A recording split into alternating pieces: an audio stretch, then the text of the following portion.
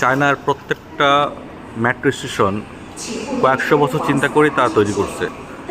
এত বড় একটা রেল স্টেশন, নতুনগুলো অনেক বড়, অনেক চিন্তা করছে যে 50, 60, 100 বছর পর আরও বেশি মানুষ হবে। অলরেডি চায়না 150 কোটি মানুষের বেশি, প্রায় 200 কোটি। কিন্তু তারা আরও কয়েকশো বছরে চিন্তা করে তারা মেট্রো তৈরি করছে যে এখানে অনেক মানুষের সমাগম হবে, এখানে যাতে যানজট না লাগে, সেক্ষেত্রে অনেক বড় পরিসরে তারা মেট্রো তৈরি করছে।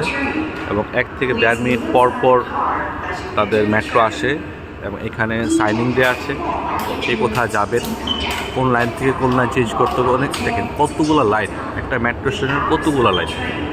এবং এই যে মেট্রো আসতেছে, এখন আমরা লাইনে দাঁড়াবো, সবাই সুশৃঙ্খলভাবে উঠবে। অনেক লাইন, একটা স্টেশনের অনেকগুলো লাইন, কারণ আপনি কোথায় যাবেন সব দিকে যাওয়ার মতন ওরা ব্যবস্থা রেখেছে।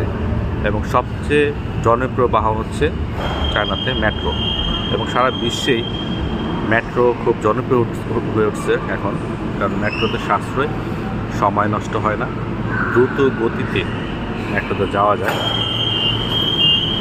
মোটামুটি বিকালের পর খালি পাওয়া যায় না, এইটা আমরা এখন খালি পাইছি। এখন সবাই সিট নিয়ে বসে পড়ছে, আমরা সিট পাইনি। কারণ আর চাইনিজদের সবচেয়ে বড় সমস্যা হচ্ছে ওরা প্রচুর মোবাইল আসক্ত, প্রচুর। দেখেন সবাই মোবাইল নিয়ে গবেষণা করতেছে, আর ওদের ব্যবসা বাণিজ্য, চাকরি বাকরি সবই মোবাইলের ভিতরে।